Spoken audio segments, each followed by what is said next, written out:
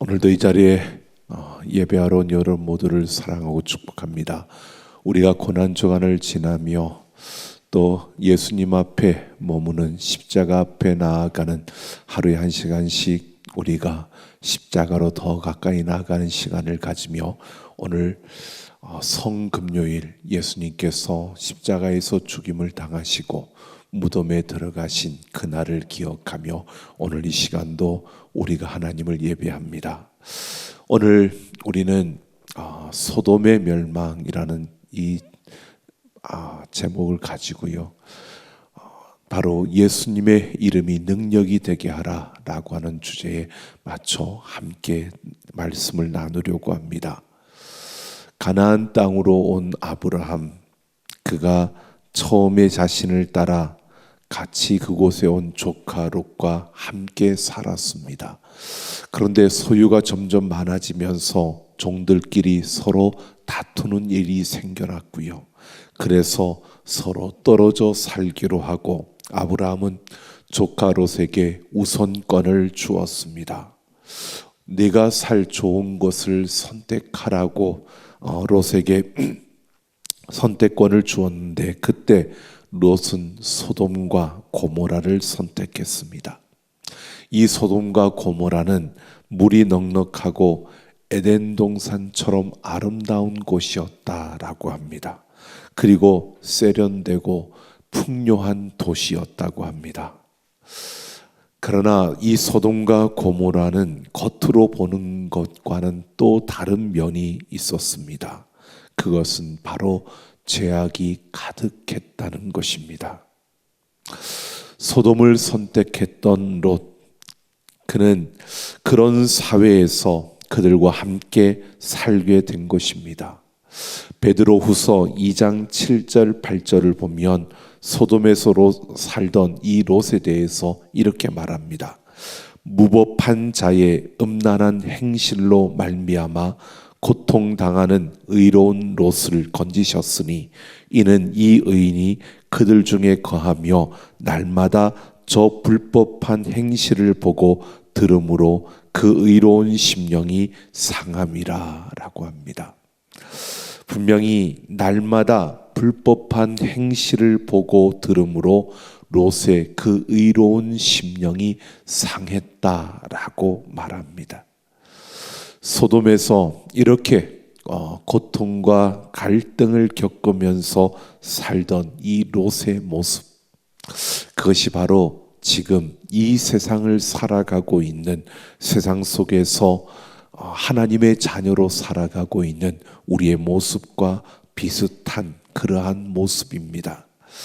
예수님을 믿고 예수님을 나의 구세주로 받아들이고 난 이후에 우리는 좀 더 의롭고 더 정직하고 진실하게 살기를 원합니다.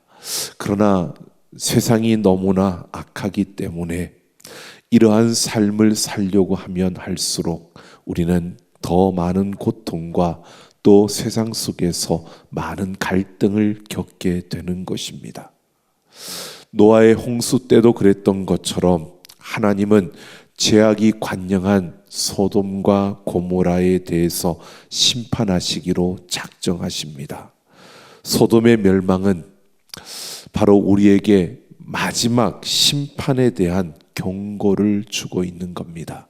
지금 우리는 예수님이 다시 오신 그날 이루어질 마지막 심판을 향해서 나아가고 있고, 바로 이 소돔의 이 멸망을 통해서 우리는 바로 그날에 우리에게 주어질 그 일들을 바라보며 오늘 우리 자신들에게 하나님께서 경고해 주고 있는 것입니다. 그래서 이 소돔의 멸망을 통해서 우리는 다가오는 그 최후의 심판을 어떻게 대비해야 하는지 뿐만 아니라 제약된 이 세상에서 우리는 어떻게 살아야 하는지를 우리는 고민하며 또 생각해 봐야 하는 그러한 시간입니다. 하나님께서는 이 소돔과 고모라를 멸망시키기 전에 천사들을 보내셨습니다. 이 천사들은 소돔과 고모라의 죄악을 확인하고 그 성을 불로 심판하기 위해서 파송되어진 보내진 자들이었습니다. 그들은 특별히 롯을 위해서 보냄을 받았습니다. 그래서 오늘 1절을 보면 그 천사들이 소돔에 도착했을 때 롯은 마침 성문에 앉아 있었는데 천사들을 보자 일어나 영접했다라고 합니다. 롯이 천사들을 알아보았기 때문에 영접한 것이 아닙니다.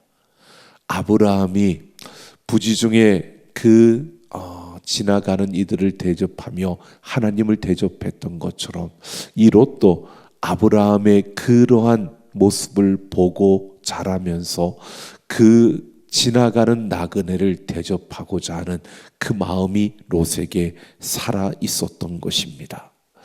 비록 소돔에 살고 있었지만 욥에게 잃어버리지 않은 바로 하나님의 백성다운 그러한 모습이 그에게 있었다. 아직은 그래도 그 모습이 남아있는 롯의 모습을 볼 수 있습니다. 그런데 천사들이 롯의 집에서 저녁 식사를 마치고 바로 잠자리에 들기 전에 소돔 사람들이 와서 바로 이 롯의 집을 에워쌌다고 합니다. 그리고 롯에게 그의 집에 온 사람들을 상관하겠다라고 하며 내놓으라고 요구합니다.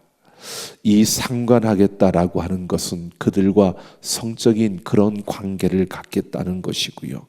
그런 모습으로 있는데 4절을 보면 노소를 막론하고 라고 합니다.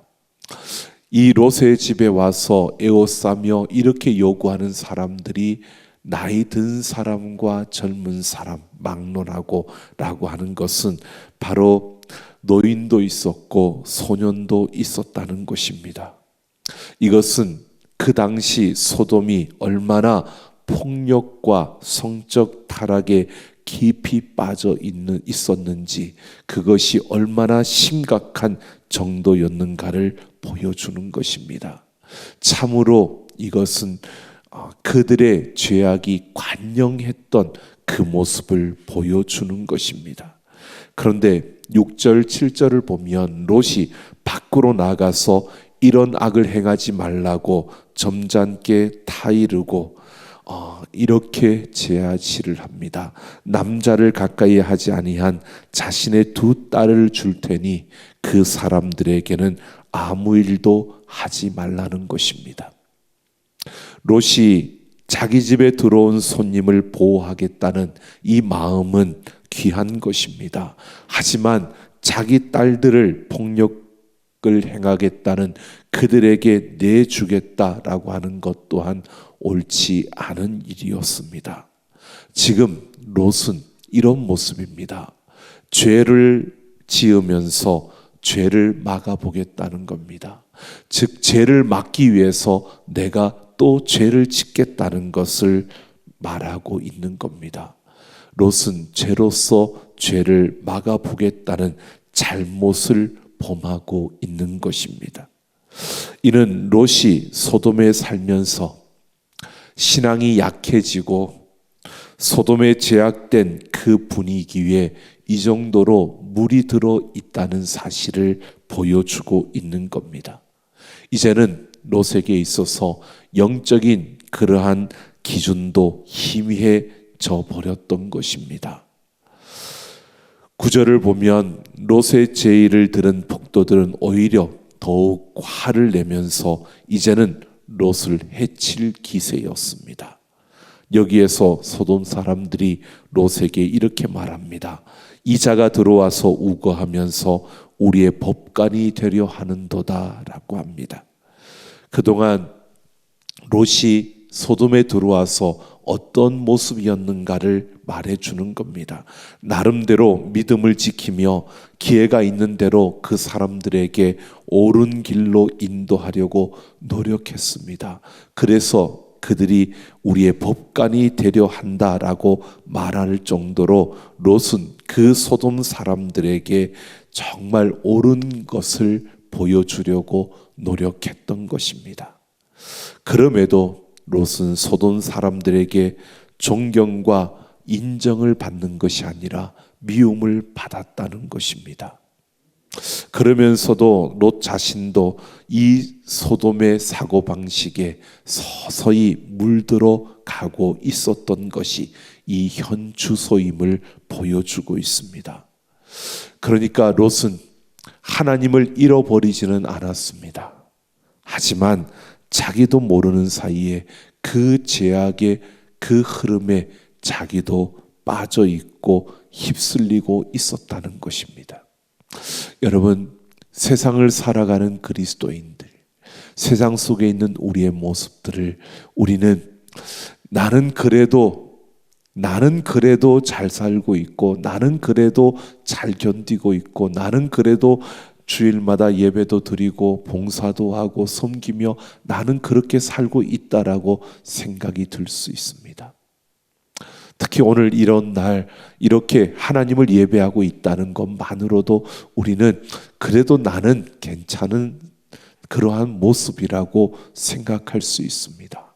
그런데 여러분, 우리가 우리 자신을 가만히 들여다보셔야 됩니다. 정말 우리가 괜찮은 정도일까요?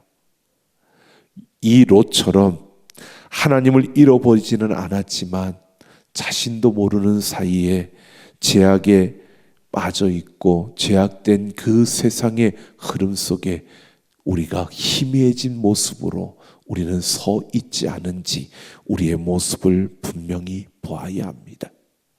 오늘 10절을 보면요, 소돔의 폭도들이 문을 부수고 들어와 행패를 부리려고 할 때 천사들이 나서서 그들의 눈을 어둡게 하며 문제를 해결해 주었습니다. 그러면서 12절을 보면 천사들은 롯에게 그의 가족들도 심판을 피하기 위해서 성 밖으로 나가게 하라고 합니다. 심판이 시작되기 전에 구원받을 자를 따로 분리하는 것입니다.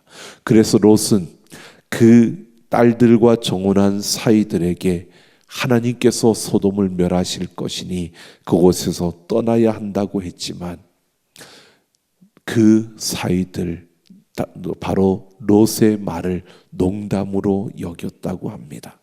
13절을 보면 소돔을 찾아온 천사들은 롯에게 자기들은 소돔을 멸하기 위해서 보냄을 받았다라고 말합니다. 그리고 다음 날 날이 밝자 천사들은 롯에게 아내와 두 딸을 데리고 성 밖으로 나가라고 했습니다. 하지만 롯은 천사들의 말을 듣고도 그가 지체했다라고 합니다. 롯은 이 소돔에서 떠날 준비가 전혀 되지 않았던 겁니다. 여러분, 주님께서 우리에게 오실 그날이, 우리는 주님 다시 오실 그날을 기대하고 또 준비한다고 하지만 여러분, 정말 우리는 준비되었을까요? 막상 롯에게 심판이 있다, 하나님께서 이 소돔과 고모라를 멸하실 것이다, 롯도 받았습니다. 그래서 사위들에게 이야기를 합니다. 그런데 그 다음 날 천사가 가자라고 하니까 롯은 그 말을 듣고도 지체했다고 합니다. 그 순간까지만 해도 하나님이 이곳을 멸하실 것이다 라고 할 때에 그 말을 사위들에게도 전하면서 그렇게 말했으면서도요, 이 롯의 마음 한편에는 지금까지 아무 일도 일어나지 않았잖아, 아직 이 땅이 멀쩡하잖아, 아직 아무것도 무너지지 않았잖아 라고 생각을 하는 겁니다. 자기가 자신도 모르는 사이에 롯은 이 소돔에 자신의 모든 것을 투자했던 것입니다. 그의 모든 재산을 그 소돔에 투자했고요, 자신의 젊음과 그 인생을 그곳에다 투자했습니다. 그런데 갑자기 소돔이 망할 것이라고 하니까 도저히 믿어지지 않았을 뿐만 아니라 인정하고 싶지 않았던 겁니다. 그래서 머뭇거리고 있었던 것입니다. 그래서 천사들이 롯과 그 가족들을 붙들어 성 밖으로 인도합니다. 그리고 빨리 산으로 도망하여 멸망을 면하라고 했습니다. 그런데 롯은요, 거기서도요, 산까지 갈 수 없으니 저기 보이는 작은 성으로 도망하게 해달라고 애원하는 것입니다. 이 롯의 간청을 천사는 들어줍니다. 그리고 그가 작은 성에 들어갈 때까지 잠시 심판을 연기했습니다. 이렇게 롯을 봐주고 있는 것은 다른 것이 아니라 하나님께서 아브라함을 생각하셨기 때문입니다. 아브라함의 중보 기도를 통해 아브라함의 그 마음을 아셨던 하나님께서 아브라함을 생각하시고 이 롯을 이렇게 참아주고 그 롯을 피하게 해주셨던 것입니다. 여러분 보십시오. 이렇게 소돔의 무서운 심판 가운데서 롯과 그의 아내와 두 딸은 은혜로 구원을 받게 됩니다. 그런데 이제 그들은 뒤를 돌아보지 말고 피난처를 향해 달려가야 했습니다. 심판이 멀리 있는 것도 아니고 이제 곧 심판이 시작될 것이라고 말씀하고 이제 그 피난처를 향해 무조건 달려가야 하는 그런 순간이 그들 앞에 있는데요.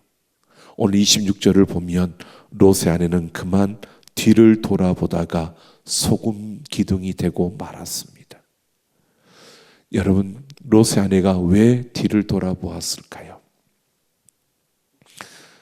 두 가지로 생각해 볼 수 있습니다. 하나님의 말씀을 가볍게 여겼던 것입니다. 뒤를 돌아보지 말고 그곳을 향해 가라고 하는 그 말씀을 가볍게 여겼습니다. 하나님의 말씀은 우리의 신앙과 생활의 절대적인 법이고 진리입니다. 근데 그 말씀이 현실성이 없게 들려질 때가 있습니다. 지금 내가 서 있는 이 현실과는 전혀 동떨어져 있는, 내가 그동안에 가지고 있던, 내가 모든 것을 투자했던, 내가 정말 아끼던 것들이 다 저기 있는데 뒤도 돌아보지 말고 가라고 하는 그 말씀이 롯의 아내에게는 현실성이 없는, 그 말씀이 그렇게 무게 있게 다가오지 않았습니다. 그 말씀에 대한 신뢰가 크지 않았던 겁니다. 그 말씀을 가볍게 여겼습니다. 생명보다 더 귀한 하나님의 말씀이라고 우리는 고백합니다. 그런데 그만큼 무게가 있는 건데 내 생명보다 못한 말씀, 내 감정보다 못한 말씀, 내가 원하는 것보다 못한 말씀. 여러분, 우리는 하나님의 말씀을 어떻게 여기고 있습니까? 하나님의 말씀이 내 생명보다 더 귀하다고 여러분 그렇게 고백한다면 여러분 우리는 생명을 다해 그 말씀을 지켜야 되는 겁니다. 그런데 내 감정 때문에 하나님의 말씀을 지키지 않고 내 욕심 때문에 하나님 말씀을 지키지 않는 것은 그만큼 하나님 말씀을 가볍게 여기는 겁니다. 뒤를 돌아보고 있는 겁니다. 롯의 아내와 다를 게 없는 겁니다. 롯의 아내가 뒤를 돌아보았다고 참 어리석은, 저도 한때는 그렇게 생각했습니다. 참 어리석은 여자야. 그냥 달려가면 되는데 왜 죽는다 그러는데 왜 돌아보지 말라 그러는데 왜 뒤를 돌아봐. 그런데요, 그렇게 말하는 나 역시 뒤를 돌아보고 있는 게 더 많더라고요. 하나님의 말씀이 주어져도 내 감정에, 내 상황에, 내 현실에 다르면 우리는 그 말씀을 어떻게 하나요? 순종하십니까? 내 현실에 도저히 그거는 불가능한 일이야. 근데 왜 하나님이 말씀을 이렇게 주시지? 하나님이 말씀을 잘못 주신 것 같아. 이런 뜻이 아닌가 봐. 이런 의미가 아닌 것 같아. 내가 잘못 생각한 것 같아.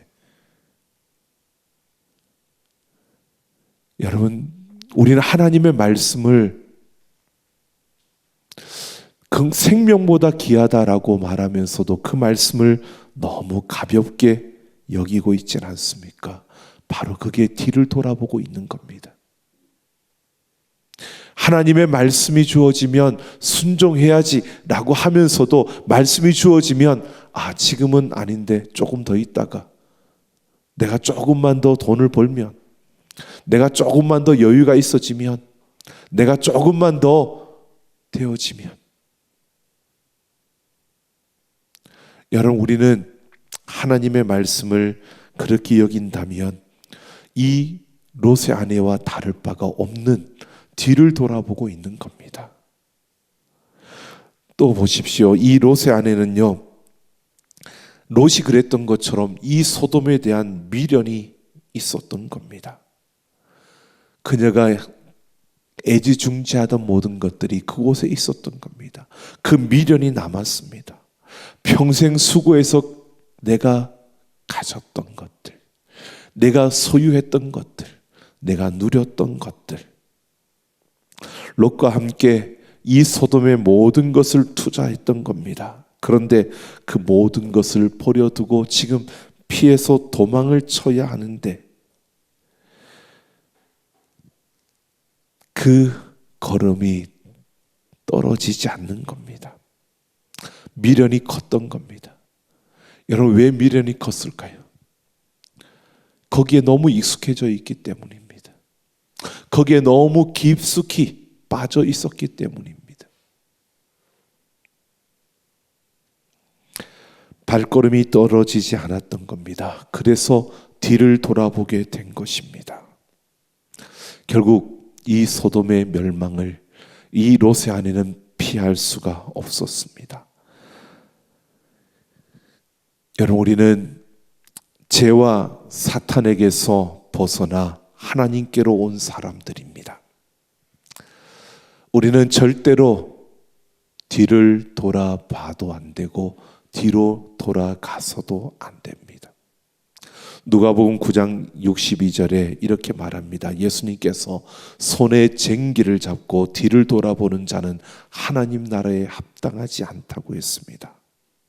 하나님의 말씀을 가볍게 여기고 소돔에 대한 미련 때문에 뒤를 돌아보았던 이 롯의 아내처럼 되면 안 된다는 겁니다. 우리에게 예수님을 믿고 나서도 우리가 세상에 너무 깊숙이 들어가 있고 세상에서 너무 익숙해져 있어서 아직 버리지 못한 세상적인 것들이 여러분 있어서 우리가 주님 다시 오실 그날을 이야기하면서도 여전히 미련이 남아있는, 여전히 우리가 끌려가고 있는 것은 우리에게 없습니까? 아직도 여러분, 우리가 주님이 기뻐하지 않는 그러한 일을 여러분 즐기고 있지 않습니까? 그렇게들 말하죠. 성경에 그거 하지 말라는 그런 말 없어. 성경에 술 마시지 말고 담배 피우지 말라는 말도 없어. 그러니까 그냥 나는 그렇게 하겠다. 결국은요, 세상에 너무 익숙해져 있고 깊숙이 들어가 있는 우리의 모습이 아닐까요? 그래서 주님 다시 오실 날을 기대하고 그 날을 이야기하지만 여전히 하나님이 기뻐하지 않는 그 일을 즐기고 그 일에 빠져 있는 우리의 모습들이요. 나름대로 자신의 논리를 펴서 이야기를 합니다. 성경에 그렇게 말하지 않아. 예, 그럴 수 있습니다. 그런데 정말 여러분, 하나님 말씀대로 살려고 그렇게 말하고 있는 걸까요? 내 욕심이 아닐까요? 내 욕망이 아닐까요? 오늘 우리는 우리가 말하는 것들을 한번 살펴보십시오. 많은 이들이 말을 하면서 자기의 합리화를 시켜 말하는데 하나님 말씀을 가지고 합리화를 시킵니다. 결국 우리는 하나님이 기뻐하지 않는 그 일들을 자기 욕심과 욕망 때문에 그냥 하면서요, 나는 주님 다시 오실 그날을 기다리고 있다고, 그날에 나는 영원한 하나님 나라에 들어갈 것을 우리는 원한다고. 그런데요, 하늘 소망을 가지고 뒤를 돌아보고 있는 그 모습은 오늘 롯의 아내가 우리에게 분명히 보여줍니다. 달려가지 못하고 뒤를 돌아보는 그 순간에 소금 기둥이 되고 만다는 것을 우리에게 분명히 말해주고 있는 겁니다. 베드로후서 3장 7절을 보면 이 세상이 영원하지 않다고 말하고 있습니다. 언젠가는 하나님께서 이 세상을 멸하실 것입니다. 뿐만 아니라 우리는 언제까지나 이 세상에 사는 것이 아닙니다. 야고보서 4장 14절을 보면 잠깐 있다가 없어지는 안개와 같다고 말씀하고 있습니다. 그런데 여러분, 이 세상이 영원할 것처럼 생각하고 우리는 이 세상에 영원히 언제나까지 우리가 살 거라고 생각하십니까? 그래서 많은 사람들은 이 세상이 영원하다고, 그래서 나는 영원히 살 것처럼 생각하고 이 세상에다가 투자하려고 합니다. 예수님께서는 마태복음 6장 19절 21절에 보면 이 세상에다 우리의 보물을 쌓아두지 말라고 말합니다.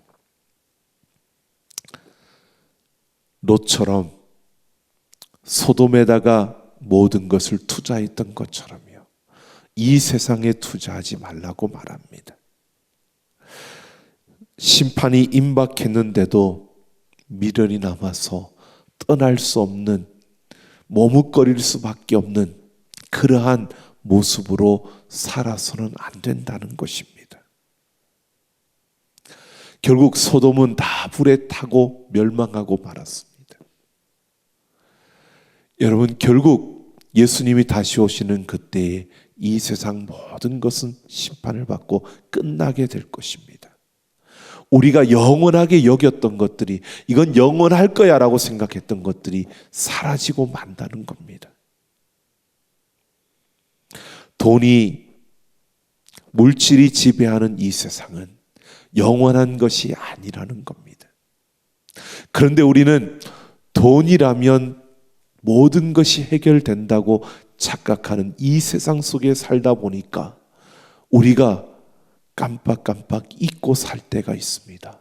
정말 그 돈에 우리의 모든 것을 걸어야 되는 것처럼요.